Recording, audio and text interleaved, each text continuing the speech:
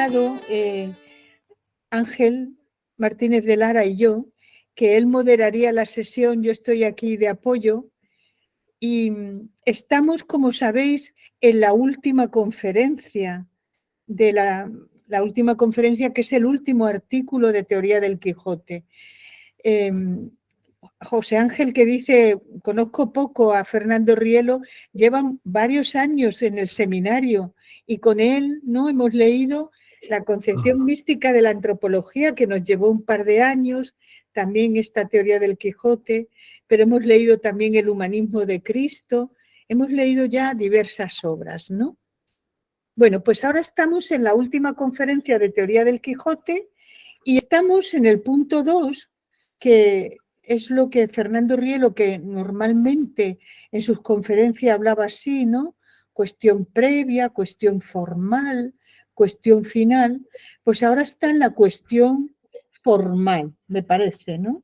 Que es la cuestión formal. Y vamos a ver los puntos 1, 2 y 3, que son en realidad pocas páginas. Pues cuando tú quieras, Ángel, y muchas gracias. No, bueno, gracias a ti y sobre todo gracias a vosotros por lo que pueda yo aportar, ¿no? Tú me dices que haga esto y como obedecer es fácil, pues a ello me atengo, ¿no? Atendiendo a lo que se plantea, que es la cuestión formal dentro de la teoría del Quijote y su mística hispánica, Rielo plantea la concepción histórica sobre qué es España y tomando ya el anterior debate entre Claudio Sánchez Albornoz y Américo Castro, ¿no? Yo voy a sintetizar el debate de las dos tesis y luego vamos a intentar ver cómo encaja la teoría de Rielo respecto a estos conceptos históricos de qué es España, ¿no?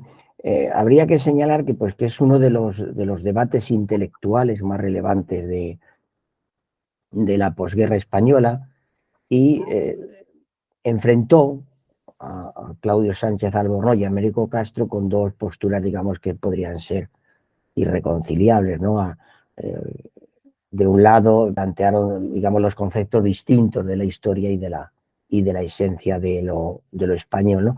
La polémica se inició en 1948 con la publicación del libro de Américo Castro, que lo tengo aquí, que es España en su historia, que es cristianos, moros y judíos, ¿no? Es una edición yo la tengo posterior, ¿no? Pero esta salió en el 48, aunque fuera prohibida, ¿no? Que es una obra en la que acuña dos términos muy significativos. De un lado, habla sobre la moral vital, es decir, define moral vital como el horizonte de posibilidades de un pueblo. Y del otro lado apunta el concepto de vividura, es decir, define Castro vividura como cómo viven los hombres esas posibilidades del pueblo, ¿no? Américo Castro se basó fundamentalmente en fuentes literarias y llegaba a la conclusión de que era la singularidad de la Edad Media lo que las vivencias de la Edad Media, cristianas de la Edad Media, lo que significaría un enfrentamiento en esas vivencias cristianas entre castas, ¿no? Como casta frente a otras castas que podrían ser, como dice el subtítulo de la obra, cristianos, moros y judíos, ¿no? Y sería lo que ha configurado ese enfrentamiento de castas, lo que ha configurado el carácter diferenciador de lo español, ¿no? Su esencia, es decir, su vividura hispánica, siguiendo a Castro. Y estas tesis se vieron luego reforzadas con la publicación ya en el 54 sobre la obra, con el título, la obra cuyo título era La realidad histórica de España, ¿no? Que era una revisión y ampliación de lo anterior, ¿no? Que incorporaba nuevos capítulos y entre ellos uno muy polémico titulado Los visigodos no eran españoles, ¿no?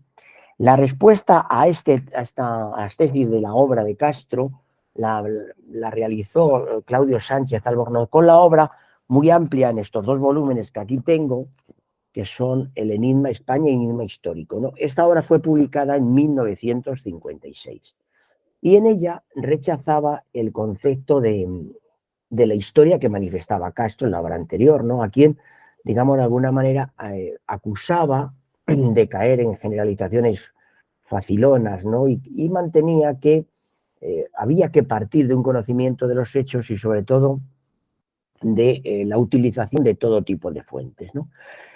Por otra parte, defendía que la esencia de España y de lo español estaba ya latente en los pueblos prerromanos que se asentaron en la península y que fueron los romanos y los visigodos quienes configuraron, al construir la unificación política y cultural de Hispania, ¿no?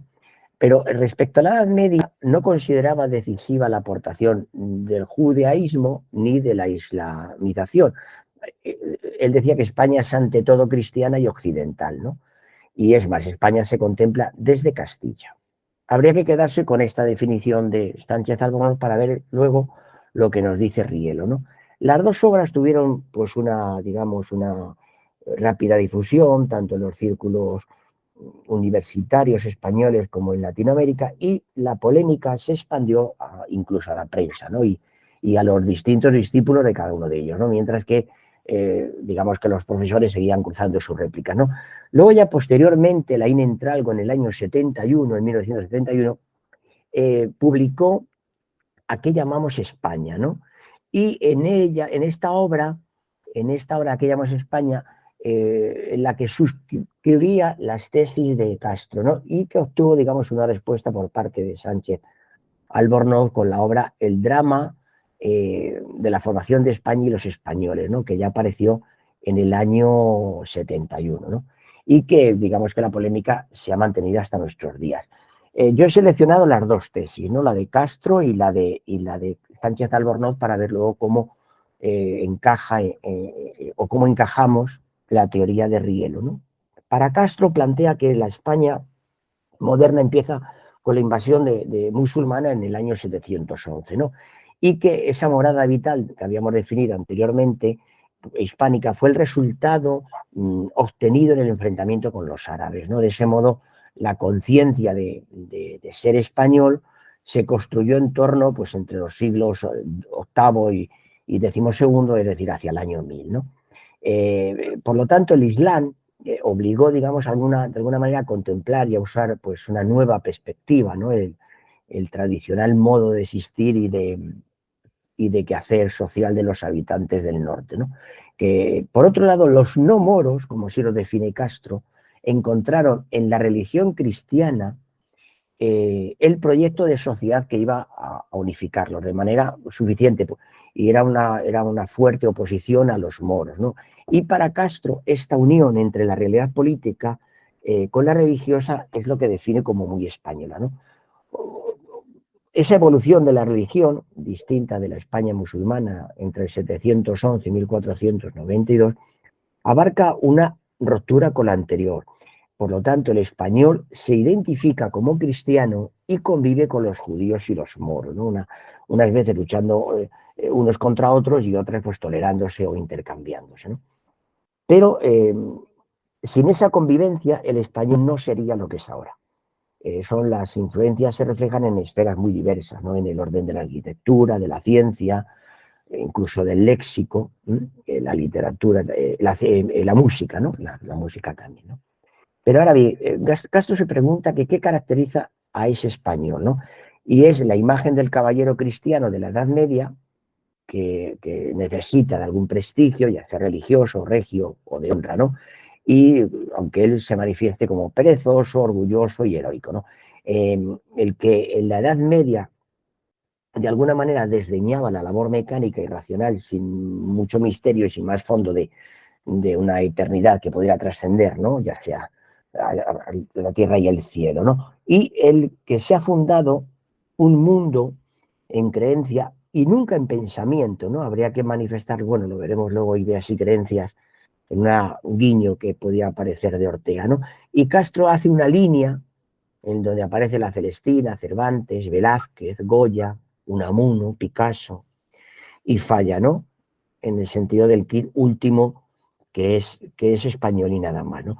Y según Castro, los preespañoles, es decir, los visigodos, los romanos, los celtíberos, pues eran pueblos estáticos y eran pueblos que eran incapaces de evolucionar o de modificar sus tradiciones o de crearse otras, ¿no? Y Castro cree que no vale la pena buscar atisbos de hispanidad entre estos pueblos preespañoles y entre ellos porque no hay nada que encontrar, ¿no? Afirma que los romanos de la península eran romanos pero nunca eran españoles, ¿no?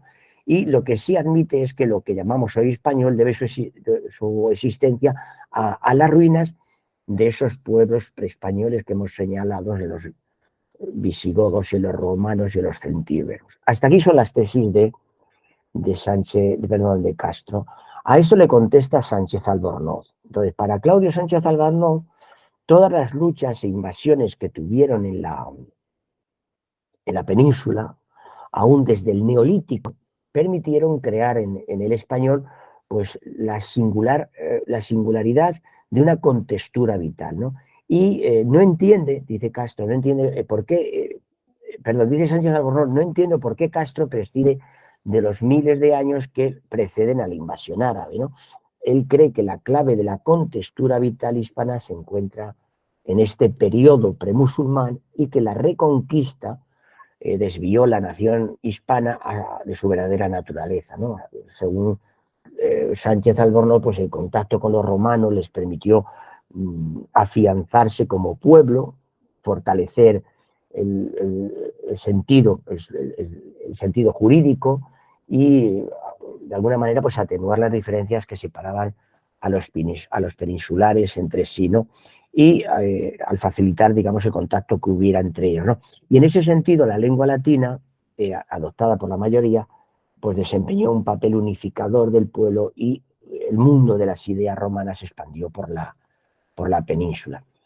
Por otro lado, al contrario que Castro, Sánchez Albornoz encuentra la tradición gótica en diversos aspectos de la vida española, que sea en la nobleza, que se decía de ascendencia visigoda, ¿no? O en la literatura, en la epopeya, ¿no? Y en la herencia jurídica y en las asambleas populares, ¿no? Y según el autor, según Sánchez Albornoz, a los godos se les atribuye la responsabilidad de una intensificada colonización en el territorio español, ¿no? En cuanto a los moros, Albornoz pues afirma que estos no pudieron influir mucho en lo hispánico por diversas razones. Primero, porque los berberiscos y orientales llegaron en el 711, que eran elementos dispares, es decir, que provenían de diferentes contexturas vitales, ¿no? Y esta heterogeneidad pues no pudo entonces influir tanto como pueblo homogéneo lo que podría hacer. Además, señala Sánchez Albornoz, de sus orígenes eran diversos y era un número muy reducido los grupos humanos que llegaron y que no poseían, digamos, una profunda contextura vital, ¿no? De hecho, hay que recordar que Mahoma muere en el 732 y que se expande en territorios árabes la religión musulmana. Por lo tanto, Albornoz subraya este hecho de que los invasores en España en el 711 pues se encontraban recién convertidos al Islam y todavía sin arabizar, ¿no? Entonces se pregunta cómo pudieron transmitir algo que todavía no habían totalmente adoptado o integrado en su propia contextura, ¿no? Pero habrá que señalar que sostiene también que lo islámico español no es lo islámico oriental, porque digamos, se desarrolla de acuerdo con la contextura de la península, la contextura vital de la península ibérica, ¿no? Que suele ser mestiza por todos los orígenes diferentes de sus creyentes y sobre todo por la, digamos, contaminación que sufrió en el contacto con el mundo cristiano. Dicho esto, a partir de aquí ya podemos ver cómo vamos a tratar la cuestión formal que Rielo plantea, ¿no? Rielo nos dice que la obra cumbre de Cervantes obedece a un recorrido literario cuyo proceso histórico se centra en dos eslabones, ¿no? De un lado, en cuanto al orden literario, que sería la lengua castellana, se modela según la influencia de su misticismo, atendiendo al orden religioso, que nos dice Rielo, pues que se orienta un enclaustramiento visigodo de la vida mística de los conventos, ¿no? Por tanto, las órdenes militares reconquistaron en nombre de Dios lo mismo que los monjes reconquistaron siguiendo sus votos de pobreza, de de castidad, de obediencia, ¿no? Y esta idea, es decir, esta idea monástica fue asimilada por los árabes a sus creencias. Es decir, si sacamos muy concretamente el concepto de idea y creencia de Ortega, ¿qué es? Pues la idea de lo que tengo, lo añado a lo heredado. Por eso Rielo dice que esta idea monástica fue asimilada por los árabes a sus creencias, es decir, a lo heredado, ¿no? Y Rielo define la base de nuestra teocracia como un periodo que se asienta o que abarca desde la derrota de don Rodrigo en Guadalete en el 711 hasta la victoria de don Pelayo en Covadonga en el 722, y que sería ahí donde residiría la riqueza cultural de la monarquía visigoda, ¿no? Que estaba perfectamente cristianizada. Por lo tanto, el eje constitutivo de la monarquía española, pues es dada su resistencia, o se manifiesta dada su resistencia étnica, cultural, religiosa y política, que resistió de alguna manera a la presión árabe, ¿no? Y Rielo señala como fundamento de dos periodos, ¿no? De un lado tenemos a don Pelayo, que desde el 711 hasta San Fernando, es decir, hasta Fernando III de Castilla, que es mediados de 1250, ¿no? Y de otro lado, Alfonso X, que es desde 1250 hasta los Reyes Católicos en 1492. En este periodo, dice Rielo, que supone el florecimiento del arte hispanoárabe, ¿no? Siendo la impresa intelectual de Alfonso X la pieza clave de la consolidación de la prosa literaria castellana, ¿no? De la alianza hispanoárabe surge el esplendor del folclore castellano, ¿no? Y Rielo dice, aunando de alguna manera los ritmos del desierto al cancionero medieval de los reinos de Castilla, ¿no? Pero señala que los ritmos desérticos se incorporaron a través de un precedente de influencia de asimilación bizantina, ¿no? Es decir, de la presencia cristiana en el cancionero tiene dos elementos, el bizantino y el hispánico, ¿no? Por lo tanto, señala que la presencia árabe en el folclore andaluz pues es escasa, puesto que Andalucía se vinculaba más a una cultura de la meseta castellana, que Rielo señala con ascendencia hasta el megalítico, ¿no? Y es significativo porque tanto es así que el folclore andaluz, o sea, la presencia árabe en el folclore andaluz es escasa, puesto que Andalucía se vincula a esa idea de la meseta, ¿no? Y que el tablao flamenco se toma de los escenarios esquemáticos, de los elementos medievales y de su asimilación en las peregrinaciones a Santiago de Compostela. Bien es cierto que añadirían algunas danzas prerrogativas de orden gitano, ¿no? Por lo tanto, los precedentes se situarían entre el visigodo español y el bizantino, siendo ambos resistentes al árabe, ya sea occidental el primero, es decir, occidental el español, y oriental el segundo, ¿no? Que sería el bizantino. Puesto que siguiendo Rielo, no fueron absorbidos, tal y como tampoco lo fuéramos nosotros, ¿no? De esa resistencia obedece la identidad originaria, y de ahí surgiría el escenario de lo que Rielo define como posteriores empresas históricas. La presencia del arabismo se manifiesta en distintas alianzas con los reyes españoles. Por un lado, al tiempo que surge una inalterable cultura, ¿no? Debido a la firmeza de la fe cristiana, ¿no? Y de ahí la influencia del espíritu místico en la modelación del castellano, lo que hemos planteado en el inicio de la presentación, ¿no? De tal manera que los árabes quedaron, dice Rielo, atrapados en dos frentes de resistencia, ¿no? De un lado la resistencia moral y de otro lado la resistencia militar, ¿no? En el proceso histórico, desde la batalla del Salado, que eso es en Cádiz, hacia noviembre del 1340, continúa la reconquista de Granada en 1498 y luego la expansión mediterránea de la corona de Aragón, ¿no? Que concluye con esto, ¿qué significa? Un retraimiento, dice Rielo, hacia los árabes para las posibles posteriores ideas expansionistas que tuvieran en el marco europeo, ¿no?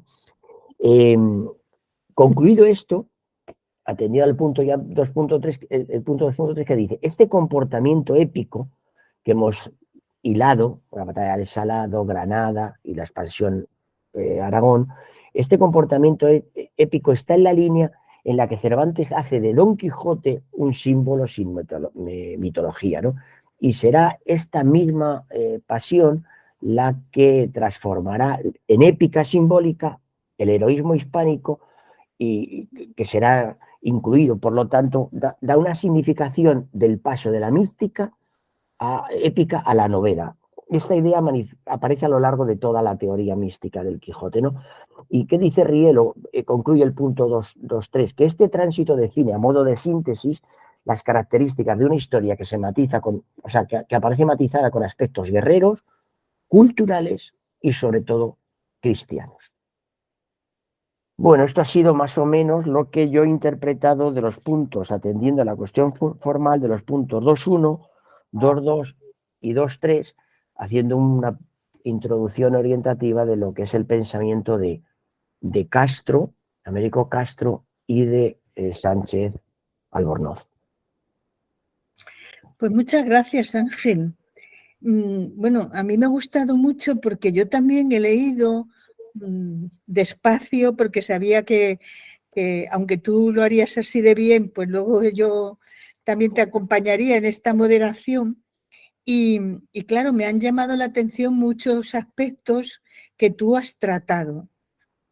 Claro que recordé la polémica de Américo Castro y Claudio Sánchez Albornoz, pero tampoco me detuve tanto y tampoco la recordé con tanto cuidado. Y entonces yo te agradezco que la introducción, el introito, haya sido esta polémica, porque se entiende muchísimo mejor, aunque el propio Fernando Rielo lo cita, esta polémica, pero se entiende muchísimo mejor estas páginas si nos ponemos en esta polémica. Y lo que queda claro, me parece a mí, y tú lo has explicado muy bien, que en la postura de Fernando Rielo está más cerca de la de Claudio Sánchez Albornoz que la de Américo Castro. O sea, yo no tendría más que repetir, pero por subrayar cosas que tú ya has dicho, que dice la constante mística está claro en Cervantes y que es una constante que en el Siglo de Oro queda explícita o evidenciada, ¿no? Pero es una constante que viene de toda esa fuerza o de esa fe cristiana que no se pierde en ningún momento, ¿no? Y lo dice en con esos tres caracteres, ¿no? La lengua castellana con su mística o con su misticismo, entendiendo aquí lo que quiere decir misticismo, las órdenes religiosas con sus monasterios y las órdenes militares, ¿no? Y lo que viene a subrayar siempre es cómo la fe que estaba en la cultura visigoda sirvió siempre de fuente, de fuente o de muro, ¿no? De resistencia a otras culturas que efectivamente estaban conviviendo con la visigótica, que es la árabe, ¿no? Los moros, ¿no? Efectivamente, nosotros siempre hemos dicho los moros, lo que pasa que eso también ha tenido otro carácter peyorativo, ¿no? Bueno, yo creo que desde el planteamiento que tú has hecho, yo lo veo todo más claro, porque teniendo así yo también la polémica no me adentré. Y yo decía, pues claro, en todo momento Fernando Rielo lo que está subrayando es que el arabismo, bueno, primero que fue una cierta concordia, ¿no? Tú lo has dicho, ¿no? Había alianza de los reyes españoles y había consanguinidad, ¿no? Yo que ahora estoy explicando el pensamiento en América Latina, no me gusta ese calificativo, me gusta más hispánica, lo subrayo todos los días a los alumnos, ¿no? Ahí, claro que hubo rapiña y hubo robos y hubo todo, pero había no solamente una consanguinidad, como también se señala aquí, sino, diríamos, en aquellas primeras universidades españolas en América, en los mismos bancos, como me comentaba el otro día un profesor amigo, ¿no? Un colega de aquí de la Autónoma, me decía, se sentaban en los mismos bancos españoles y americanos, ¿no? Y esto en la primera universidad que que se crea en Santo Domingo. Bueno, pues esto sucedió lo mismo, ¿no?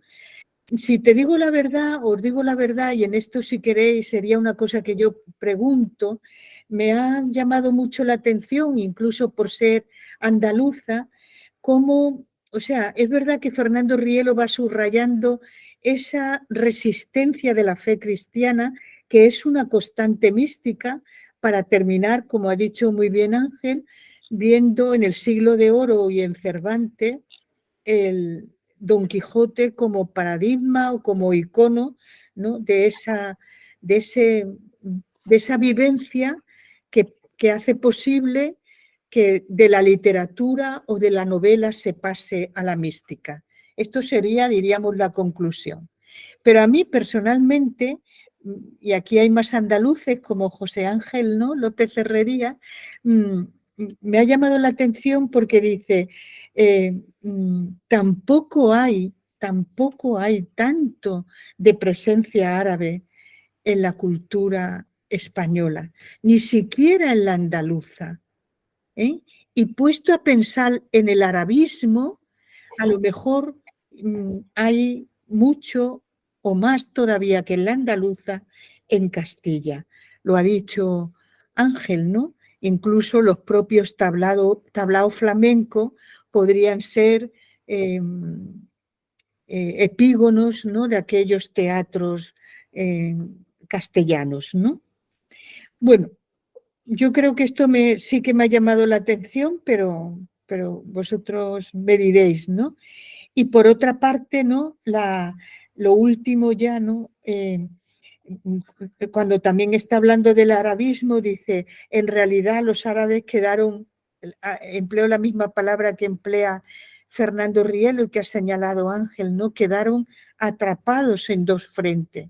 Por una parte, el frente militar, que desde el norte iba ganando, ¿no? Iba conquistando, y por otra parte, y esto es lo que yo creo que quiere subrayar en todo momento Fernando Rielo, la resistencia moral, ¿no? De las poblaciones hispanas, primero visigótica, hispanas en general, ¿no? Y dice, y esa decadencia, llega a decir Fernando Rielo, deja constancia en la conquista de Granada, donde ya, diríamos, árabes tradicionales de sus orígenes no habían tantos, ¿no?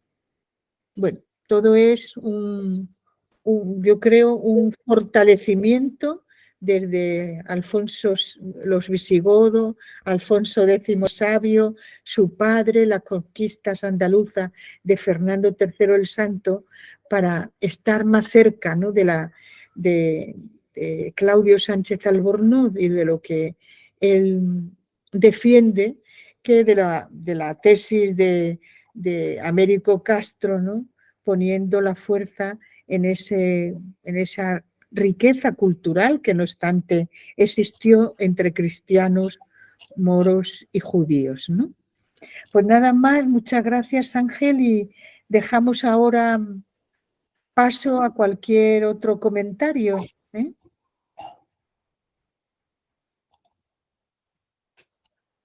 Buenas tardes. Buenas tardes. Muchas gracias. Por aquello de Andalucía, pues bien, Guadalete está más cerca de Cádiz que de Almería, ¿eh? Sí, muchísimo, muy cerca. Por Almería yo no sé lo que hubiese pasado. Y sobre todo desde donde yo nací, que nací en el Estrecho. Ya. Ángel, muchas gracias y agradezco que ha dicho Juan, porque yo he sentido. Tengo que decir que tuve una primera lectura y me sentí un poco hermosamente mareado, que estaba asistiendo a la creación de un mosaico en el que se iban incorporando elementos que me parecían sorprendentes y magníficamente traídos, porque, bueno, son defendibles e indudablemente pueden encajar. Yo no soy historiador, pero tengo que contar como asunto vital que cuando estudiaba comunes y me hacía a esto, historia de España, un poco más en intensidad, me hice un poco más, me sentí más cerca de Claudio Sánchez Albornoz. No sé si porque es abulense de adopción, y ya saben que abulense es el patronímico de Ávila, pero por otro lado es el patronímico. Habla sin H Almería, nos llamamos abulenses también, pero eso es una anécdota que no tiene más relevancia. O tal vez por el canto que permanentemente hace don Claudio a la libertad. Hay un libro que ahora mismo no recuerdo, no muy grande, entre otros, que trata de cómo defiende o manifiesta su entusiasmo por entender la libertad como una vivencia espiritual fundamental en el ser humano. Pero pasado el tiempo me he ido un poco neutralizando mi afán, mi sentimiento cercano. Digo mi sentimiento más que solo mi pensamiento, porque yo historiador no soy. Que sí me gusta y me interesa España, y a quién no le duele España, que decía Unamuno, y además tengo mi ensayo sobre la historia de España. Bien que no he encontrado editor que me lo quiera publicar por el momento. Yo de cuando en cuando me acuerdo de mi España y lo resucito, a ver si algún editor se quiere interesar. Pero a lo que iba es que tanto en el caso, bueno, primero me parece que ambos autores, y gracias Ángel, porque tú me ayudaste recordando ahora y habiéndolo leído previamente, lo de Américo Castro y Claudio Sánchez Albornoz, cómo la mejor manera de discurrir y presentar el asunto era acordarse de estos dos componentes históricos y acercar o ver qué diferencias y qué no diferencias había entre esas tesis de Américo Castro y de Claudio Sánchez Albornoz respecto de lo que dice Américo Castro.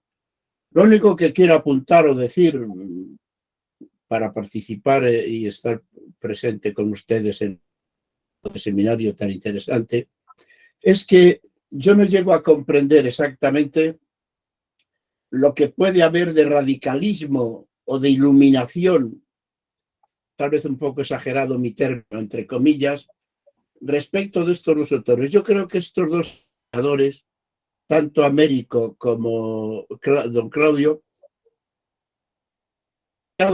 por lo que tiene de traslación política y de los años 40 y 50 y 60 de nuestra historia, el problema o la realidad de España. Me parece que dos personas tan supuestamente y realmente valiosas y abiertas como historiadores de investigación no están, es una hipótesis mía, no están absolutamente liberados del influjo que pueda tener en ellos política, porque esto, en el fondo, don Claudio y Américo Castro son los estandartes de dos Españas, las dos Españas un poco reproducidas aquí. Entonces, a mí me parece que es importante que tanto en la España actual como en la España historiográficamente trabajada y demás, nos liberemos de manera racionalizada, claro está, de esencialismos o de apriorismos que tengan que encajar en una idea que yo tengo de España. Entonces, yo estoy de acuerdo con lo que dice Rielo, que por otro lado creo que hace una historia, dicho con todo el cariño y respeto, una historia eminentemente creativa, lo cual no está exenta de que esté fundamentada en hechos y en investigación. Igual que hay otros historiadores que a lo mejor son demasiado o muy positivistas, muy empiristas, y no escriben una línea interpretativa que no esté basada en una frase o en un hecho que recoja alguna realidad que ocurriera en algún momento histórico. A mí me parece muy bonito y muy interesante y muy creativo el afán de Fernando Rielo, el afán de evangelización cristiana, ¿por qué no decirlo así?, de acercar todo lo que tenga que ver España a la idea de Castilla, a la idea del cristianismo, a la idea de los guerreros medievales, etcétera, etcétera. Pero lo encuentro, y pregunto un poco si te parece oportuno, ¿cuál sería tu opinión respecto de esto? Porque yo en el fondo lo que he hecho en falta es que en ambas tesis y en la de nuestro personaje del momento, Fernando Rielo, hay un atisbo, no sé en qué grado describirlo, de idealización secuencial según su discurso previo de aquello que están trabajando en la historia. Y a mí eso me parece muy creativo, muy interesante y, por qué no, muy digno. Lo único que me da cierta preocupación es que en la medida que eso pudiese tener alguna brizna de lo que acabo de decir, si es que lo he dicho bien, en un debate con el conjunto social o con el conjunto académico o con el conjunto intelectual, nos de manera de boomerang relanzado como una crítica innecesaria en cuanto pudiese haber un exceso de ajustamiento de elementos, mejor son un poco traídos sin necesidad de tanto. Gracias, Ángel, me has ayudado mucho a entender el mensaje, a entender en la medida que creo que lo he entendido, y disculpadme si me he alargado un poquitín en decir lo que pensaba, si he dicho algo claro y bien. Gracias. Pues Ángel, ¿quieres decir algo? No, yo lo que he intentado, a ver, he intentado, claro, cuando te planteas esto, yo había leído en su día, había leído las obras de tanto de Castro como de Sánchez Albornoz, ¿no? Incluso, yo qué sé, pues desde el punto de vista filológico, pues habría que añadir todo lo que se estudia siguiendo a Menéndez Pidal, ¿no? Pero en el fondo lo que yo intentaba de alguna manera era ver cómo encajaba la pieza o hacia qué lado se inclinaba el pensamiento de Rielo. Entonces es una especie, como por sintetizarlo al mínimo, es somos lo que somos desde 711, oye, o perdona, hay algo anterior a eso que manifestaba de alguna manera cierta presencia o resistencia cristiana que, sin desdeñar lo segundo, habrá que considerarlo. Y yo creo que eso es lo que apuntaba. Llegado a esa síntesis, pues ni que decir tiene que lo que apunta Rielo es lo de Sánchez Albornoz. Vale que reconozco lo otro. Aún así habría que cuestionarse si lo otro, que tampoco tiene mucha presencia en el punto de vista léxico, porque como apunta Rielo apenas hay una serie de palabras, incluso como tú has dicho, ya ha tomado Granada, la presencia árabe no era la anterior, ¿no? Con lo cual hay una resistencia tanto moral como de fe que se considera la base de lo que somos, que es lo que apunta Sánchez Albornoz, que es lo que de alguna manera atisba también Riel. Gracias, gracias. Gracias, Ángel. Me parece muy bien lo que reiteras. Gracias. De todas formas, bueno, también agradezco mucho lo que ha dicho Ángel. Todas estas cuestiones son difíciles, probablemente porque no son radicales, como dice José Ángel, ¿no? Pero me ha gustado una cosa que has dicho, primero que toda historia es creativa, ¿no? Y entonces, si partimos siempre de ese aserto,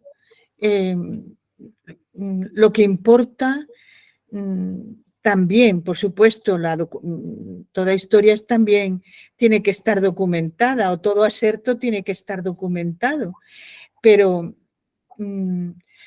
esto sucede como en la historia del encuentro, diríamos, de América y de España, ¿no?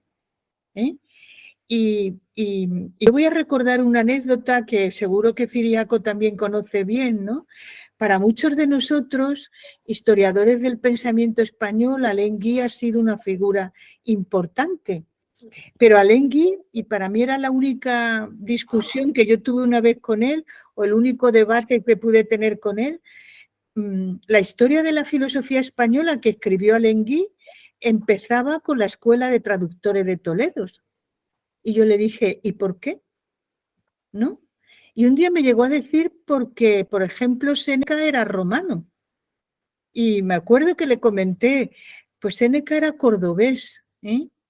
Y cordobés era Maimónides y cordobés era Averroes. Y visto así, pues Córdoba es una categoría en la que hay 3 personajes, pero tan importante es que valoremos el judaísmo, valoremos lo que haya de árabe en nuestra cultura, pero lo que haya de, pues, en este caso, de romano. Además, porque tantos historiadores del pensamiento español, cuando han estudiado el estoicismo, lo han estudiado como estoicismo español, como han estudiado el erasmismo y han estudiado el erasmismo español, o como han estudiado el krausismo y han visto el krausismo español. Es decir, lo peor es cuando hagamos, primero, si nos radicalizamos. Segundo, si no entendemos que hay convicciones, que es la segunda parte, ¿no? Es decir, que hay interpretaciones que yo defiendo sin radicalismo, pero podemos defender. Claro. Y tercero, que no haya reduccionismo, ¿no? En ningún sentido. Y está claro que aquí lo que se está defendiendo, y por eso Ángel lo ha dicho también muy bien cuando ha dicho, y termina hablando de que el Cervantes pasa de la novela a la mística, cosa que dice reiteradamente, porque es la tesis de la teoría del Quijote. Porque todo lo demás sería hablar solamente o de lo políticamente correcto, que está muy mal, o de una leyenda que nunca se basa más que en tópicos, ¿no? Que repetimos, ¿no? Que también es algo que daña una tradición, ¿no? Entonces, saltarnos algo de esa tradición es, de alguna manera, reducirla, ¿no? Gracias, Juana. ¿Algún otro comentario? A mí siempre me ha llamado mucho la atención la poca importancia que se le da a los 7 largos siglos que España fue musulmana. Todavía no han pasado 7 siglos desde que dejó de serlo. Y a mí me parece que se le da muy poca importancia a ese hecho para entender lo que somos los españoles, en qué nos diferenciamos o nos podemos diferenciar de otros países europeos, cómo ha podido tener la importancia que ha tenido eso en el desarrollo de nuestra interpretación, de nuestra propia interpretación, que ha llevado, por ejemplo, a pensar que en realidad los españoles nunca fueron musulmanes. Yo estoy convencido de que después de la invasión musulmana, la mayor parte de los españoles se convirtieron al Islam. Por una razón simplemente de tipo interesado. Si tú eras musulmán, no pagabas impuestos como si no lo eras. Entonces, me parece a mí que los españoles decían, bueno, al fin y al cabo, entre un cristianismo que defiende la existencia de un único Dios y la religión musulmana que también defiende la existencia de un único Dios, no hay tanta diferencia. Bueno, sí es verdad, está la cuestión de la persona de Jesucristo. Pero para la mayor parte de la población yo creo que eso no supuso ningún problema, el hacerse musulmán. Y en vivir como musulmán durante 7 siglos. El problema es cómo ha influido eso en nuestra manera de ser. Y yo creo que eso se ha estudiado poco. Se ha estudiado poco por eso, porque es que es mucho tiempo y es una característica que compartimos con los portugueses, pero con ningún otro país europeo. Entonces eso tiene que haberlo marcado, y creo que sigue de alguna manera marcando el carácter del español. ¿Cómo? Eso es lo que me gustaría saber, ¿no? Pero tengo la impresión de que la interpretación que se ha hecho de la historia de España siempre ha intentado ocultar este hecho. O sea, pensar que ya enseguida hubo un tal Don Pelayo, al cual nadie sabe de dónde venía ni quién era, y ya se le hace descendiente de los visigodos, se decía que era un noble visigodo. Se dice que tenía intención ya de reconquistar España, yo me imagino que esto es una interpretación posterior interesada. Es una interpretación interesada. Posiblemente Don Pelayo no era visigodo, sino que seguramente era un descendiente de romanos que se había quedado allí en las montañas de Asturias, ¿no? Y que no tenía ningún interés de hacer una reconquista, porque no lo podía tener en la mente, ¿no? Pero se ha hecho una interpretación de la historia de España totalmente interesada para hacernos ver que España ha sido siempre cristiana, que los españoles han sido siempre cristianos desde la época de Santiago. Y a mí me parece que no. Yo me parece que no, que eso es una interpretación interesada y que convenía de alguna manera volver a plantearnos este problema, porque yo en la interpretación de la historia de España entre Claudio Sánchez Albornoz y Américo Castro, yo me parece que Américo Castro acierta más en nuestra historia. Somos un pueblo mixto que ha evolucionado de una manera muy particular, precisamente porque, insisto, no ha habido ningún otro pueblo en Europa, ningún otro pueblo europeo, tanto Portugal, ¿no?, que haya tenido nada menos que durante 7 siglos, que haya estado sometido al dominio musulmán y a la religión musulmana. No sé si me he alargado demasiado. Bueno, ha levantado la mano Eduardo. Muchas gracias, Jesús. Comentaremos esto. Pero, Eduardo, tienes ahora la palabra. Sí, pues nada, muchísimas gracias. A ver, yo reitero una cosa que dije el mes pasado, y es que en concreto esta conferencia me está gustando muchísimo. O sea, casi de toda la teoría del Quijote me está pareciendo el texto más claro. Viendo estas páginas, la primera sensación que tengo es, nadie me había escuchado de España, sí. ¿Vale? Sí, me venía a la mente otra cosa, pero Jesús Paradigmas, porque aparecen esas páginas la Banu Qasi, Zaragoza, y vamos a ver, los Banu Qasi eran visigodos, y además de raíz romana, o sea, la familia Casio, ¿vale? Es decir, los príncipes de Zaragoza, cuando vinieron los musulmanes, no tuvieron ningún problema en convertirse al Islam, pues eso por conveniencia, porque les venía bien para seguir teniendo una posición dominante en Zaragoza, o sea, así de simple, ¿no? Entonces, en ese sentido yo creo que, bueno, que Jesús tiene razón. Sí que ha habido, más pensándolo yo, en estas páginas ha habido cosas que la verdad es que me han llamado muchísimo la atención. Es decir, cuando comienza la cuestión formal, al principio de todo hay una frase que dice, bueno, más sorprendente aún fue que los árabes asimilaran a sus creencias la vida monástica de los visigodos y que llegaría hasta Damasco. La verdad es que me ha sorprendido. Quiero decir que quizás alguno de vosotros me lo puede explicar un poquito mejor, porque nunca lo había pensado. Sí que había oído en alguna ocasión que quizás la mística sufí esté emparentada con el cristianismo, ¿vale? Pero algo así tan fuerte, tan claro como lo que dice Fernando Rielo.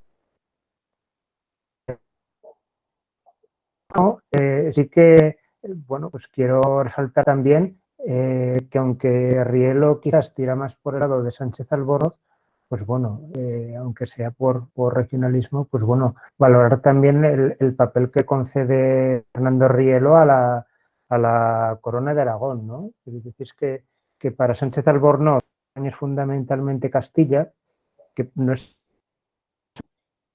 Por ejemplo, hace tiempo leí la historia de Europa de Henri Pirenne, que es un libro de comienzos del siglo XX de un historiador belga, y él también está en esa teoría, quiere que España fundamentalmente es Castilla. Entonces, bueno, me alegra ver cómo Fernando Rielo le da valor a la corona de Aragón y además que aporta el sentido de imperio, ¿vale? Que eso también me llama mucho la atención. La verdad es que no lo había oído nunca, ¿no? Es decir, que a lo que va a ser España, la corona de Aragón aporta ese sentido de imperio que se expande por el Mediterráneo, pues luego irá hacia otros lugares, irá hacia América, ¿no? Y bueno, pues eso es lo que os quiero compartir de la lectura, y bueno, no sé qué me podéis decir vosotros. Gracias. Muchas gracias, Aragonés. Gracias, claro que sí. Pues el profesor Ciriaco Morón, buenas tardes, Ciriaco, cuando quieras.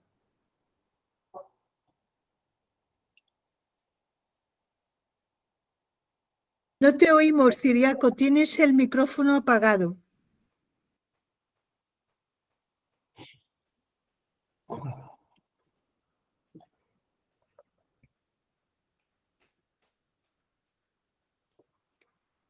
Dile el secreto, Ángel, del micrófono.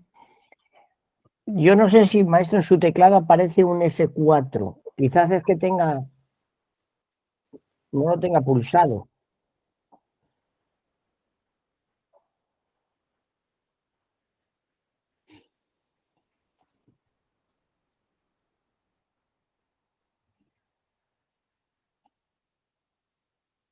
No conseguimos todavía oírte, Ciriaco.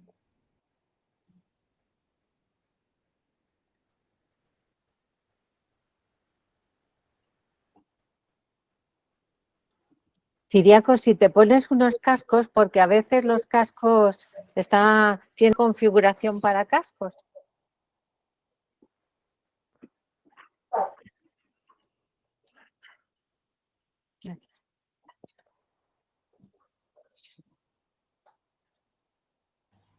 O entrar y salir otra vez, ¿no? ¿Tú nos oyes, Ciriaco?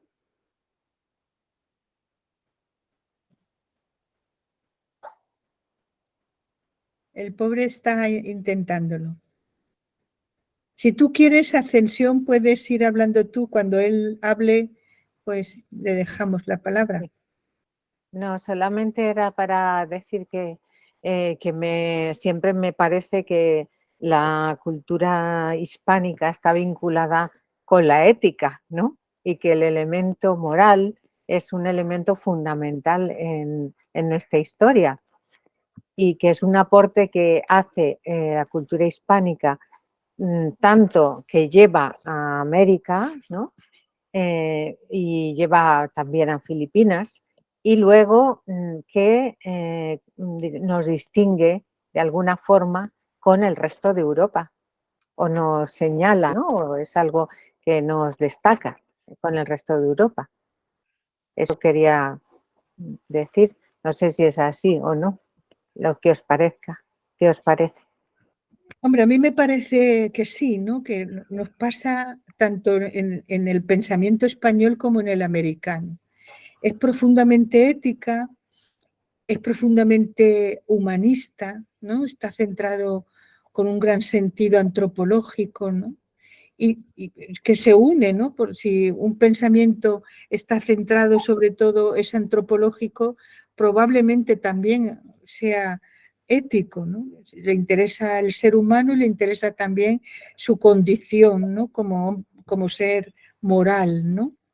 Y yo creo que esto pasa realmente, no es que sean, como decía antes José Ángel, esencialismo ni a priorismo, pero sí que es un carácter, ¿no? Del pensamiento.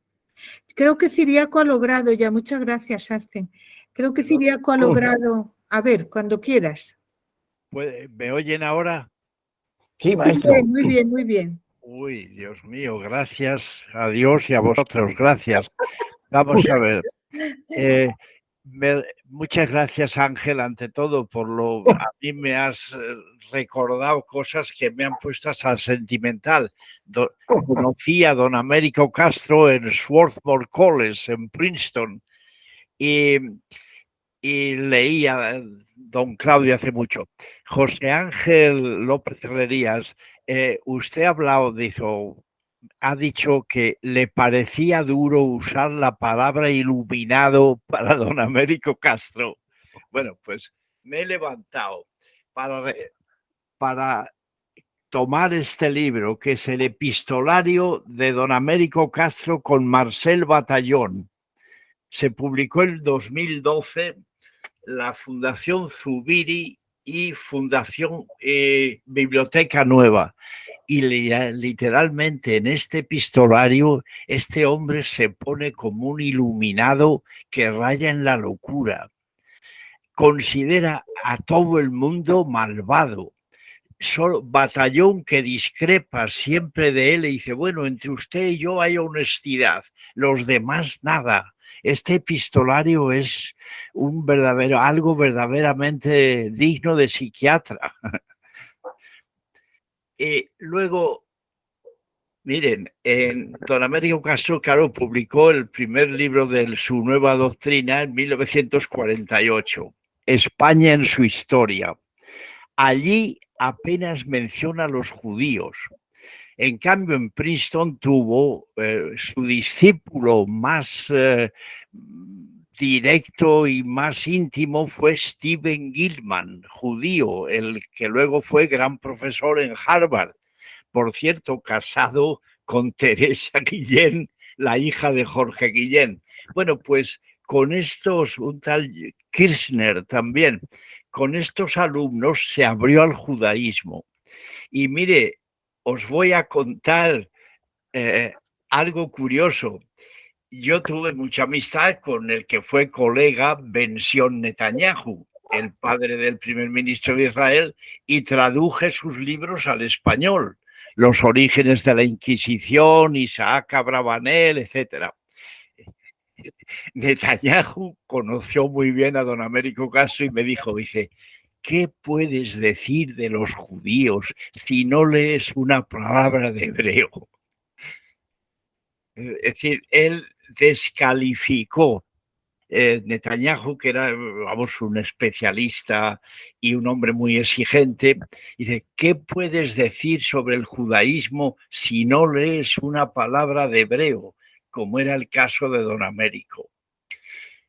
Y yo, frente al profesor Paladinas, creo también, por ejemplo, don Américo, La Celestina, y luego Márquez Villanueva, La Celestina, es obra de musulmana. Para don Américo, judía. Está demostrado que a partir del acto segundo, La Celestina simplemente utiliza frases de Petrarca y refranes españoles que no tienen nada que ver con lo judaico ni con lo árabe. Hay una profesora de Puerto Rico que enlaza y habla de las fuentes árabes de San Juan de la Cruz. A mí me parece una gran profanación. Luce Baral, ¿no? Luce López Baral.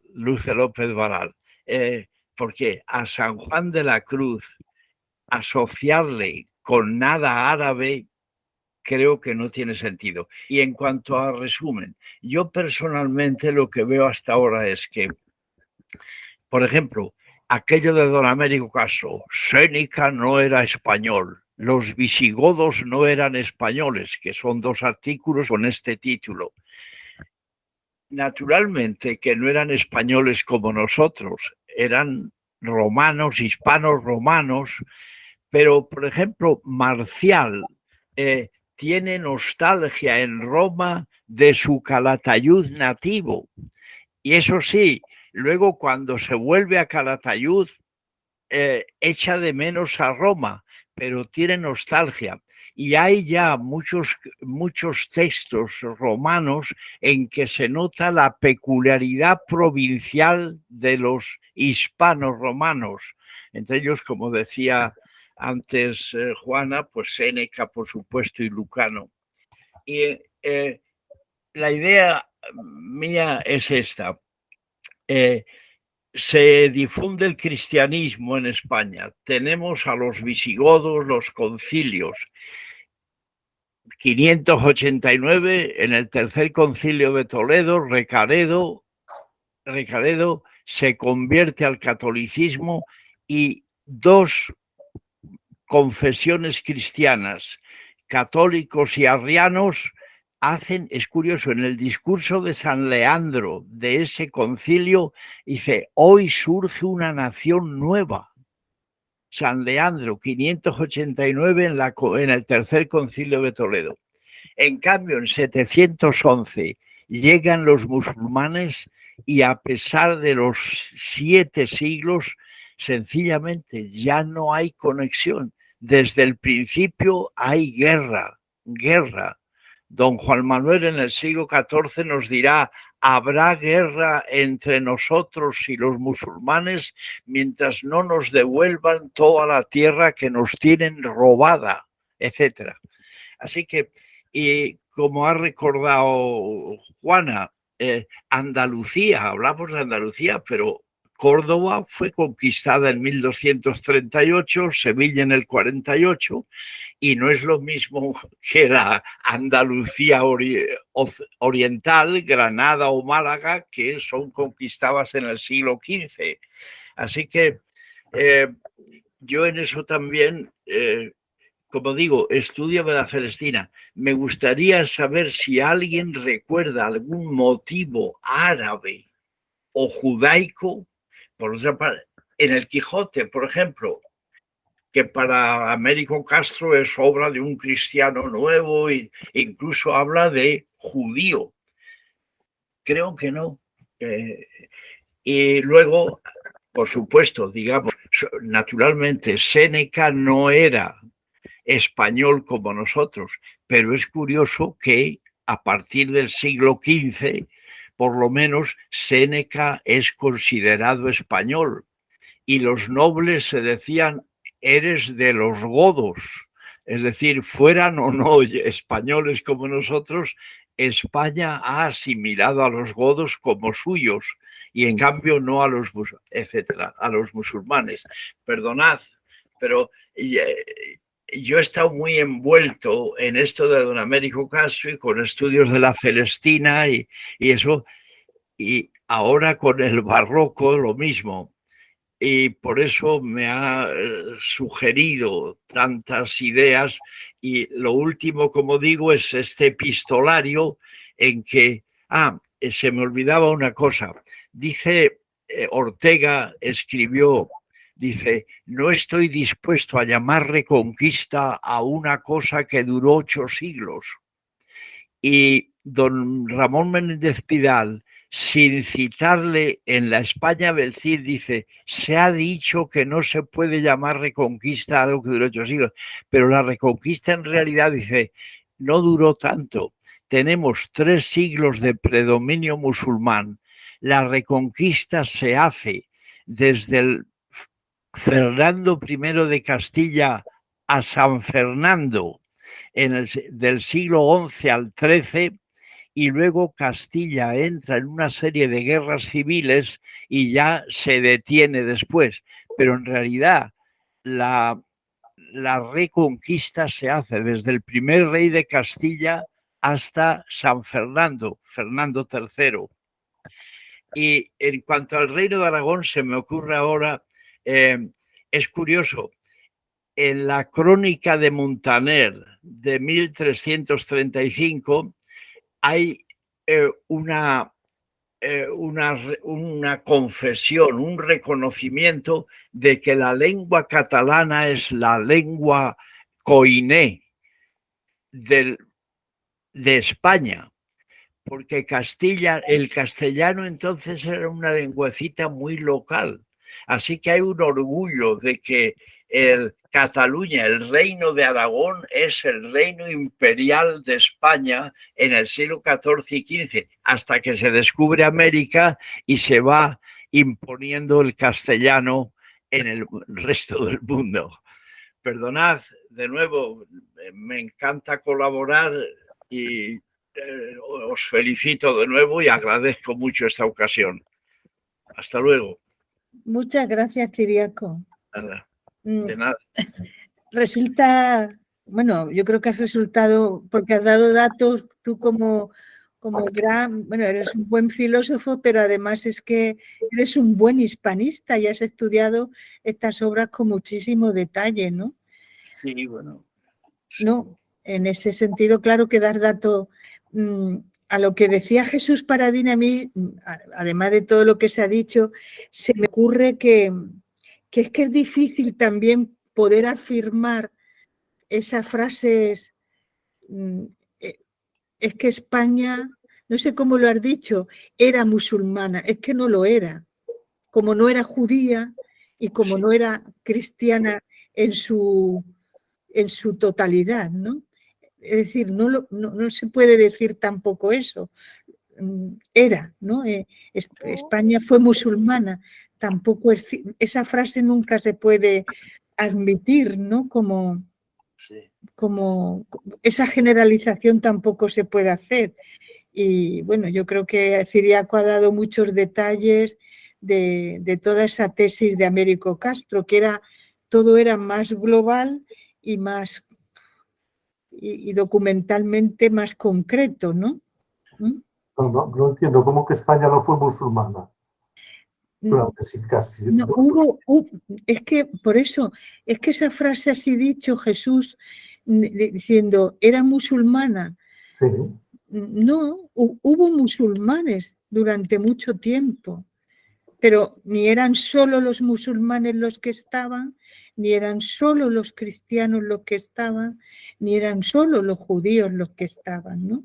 Entonces, con esa afirmación, diríamos, ¿cómo se dice? ¿No? Pues es que no es real, ¿no? Y yo creo que todos esos datos que ha dado Ciriaco también lo documenta. Lo que sí sucede en la teoría del Quijote es que Fernando Rielo era muy sintético, ¿no? Cuando ha dicho Eduardo, pues, ¿cómo habla de ese carácter imperialista que aporta el reino de Aragón? Bueno, y yo creo que lo ha documentado muy bien Ciriaco, ¿no? Perdona, Juana, pero no entiendo cómo puedes decir que España no fue musulmana.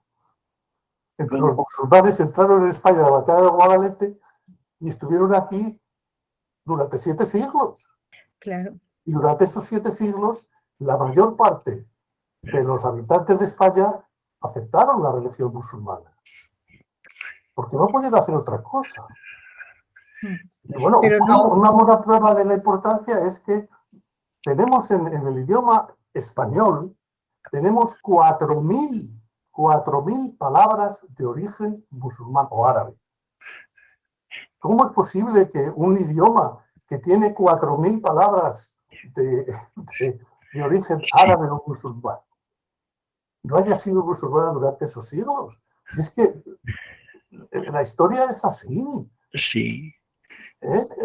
4.000 palabras, pero además no son palabras de esas raras, son palabras que en las que usamos todos los días, porque decimos agente cuando todo el resto de Europa habla de él. Llamamos alcalde a cuando todo el resto de Europa habla de burgue no sé qué, burgue no sé cuál. Pues si es que lo llevamos en la entraña. 4.000 palabras y además de las de uso corriente. Totalmente las usamos todos los días. Vamos, es mi opinión, o sea, no voy a decirlo, es mi opinión. Pero vamos, que eso tiene que haberlo marcado muchísimo. 7 siglos. No es que fueron como en Francia, llegaron los musulmanes, llegaron a la batalla de Poitiers y se marcharon al año siguiente. Aquí se quedaron durante 7 siglos. Y empezó la reconquista, que duró 7 siglos. Y si es verdad que a lo mejor Asturias y parte de León y demás, pues efectivamente se fueron cristianizando inmediatamente. Pero hasta 1492 los musulmanes siguieron estando en España. Yo creo que eso debemos tenerlo en cuenta, O sea, pero no es ni bueno ni malo, es que es así. Es así. Y yo insisto, a mí esto no me interesa sino por averiguar cómo puede haber influido eso en la manera de ser de los españoles. Que es una característica, insisto, que no tiene ningún otro país de Europa, exceptuando Portugal. Pero bueno, Portugal es Hispania. Hispania es así. Entonces, perdón. Creo que Ciriaco quiere decir algo. Ciriaco. No, yo no quería ya decir nada, pero me tiras de la lengua. Bueno, pues con esta amistad, sí. Lo curioso es que se ha observado, Jesús, señor Paradinas, se ha observado que habiendo 4, incluso más, quizá 5 o 6.000 palabras, no haya ningún resto de sintaxis musulmana. sintaxis, es decir, que la lengua española sea latina. Eso, se ha observado eso, sin duda.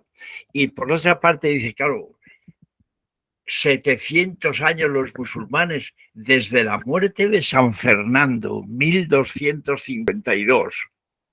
Alfonso el Sabio, luego le dan el reino de Murcia, 1284 muere Alfonso. Solo queda el reino de Granada confinado y en luchas fronterizas, es decir, el resto de España es ya cristiana. Y bueno, las mezquitas se convierten en catedrales que antes habían sido catedrales, antes de ser mezquitas, claro. Porque ahora en la lucha que dicen de la titularidad, pues hombre, yo pienso que la Catedral de Córdoba es de la Iglesia.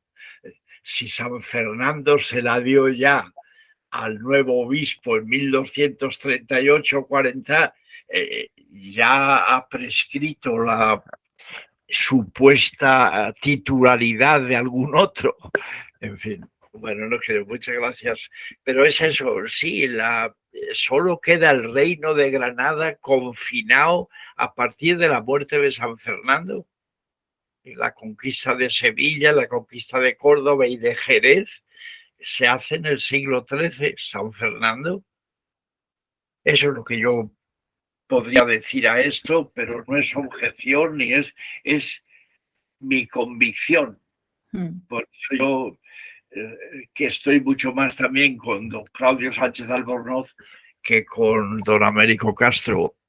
Por eso que en los estudios literarios no he encontrado nada. Y en la mística española, claro, ahí está don Miguel Asín Palacios, que habló de conexiones, pero tenemos una tradición mística, San Agustín, Ricardo de San Víctor, tal, San Buenaventura, y no creo que haya necesidad de acudir a Benarabí de Murcia para explicar a San Juan de la Cruz.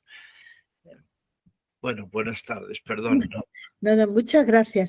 Yo creo que esa es la interpretación que va dando Fernando Rielo de una manera muy escueta, ¿no? Por eso dice su decadencia, claro que estuvieron, pero no eran solo ellos. Por eso digo, cuando he afirmado esto, Jesús, quería decir que la frase fueron musulmanes los españoles es hablar de una generalización muy absoluta, ¿no?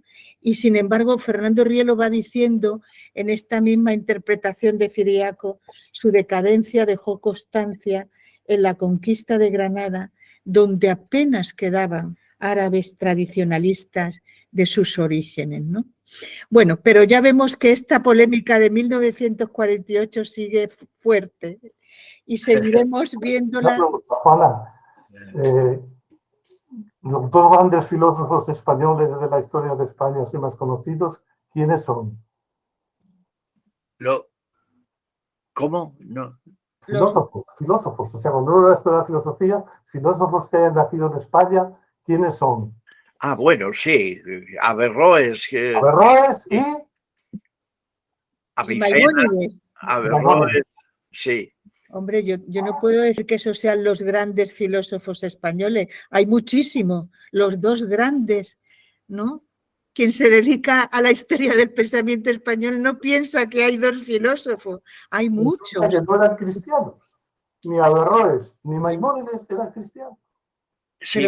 Pero yo no puedo decir eso, yo no le enseño eso a mis alumnos, que los dos grandes filósofos hayan sido Averroes y Maimónides, porque hay muchos más, ¿no? Sí. Y por otra parte, ¿qué protagonismo tienen Maimónides y Averroes luego, por ejemplo, en el siglo de oro español, cuando en la Universidad de Salamanca o tal? Prácticamente ninguno.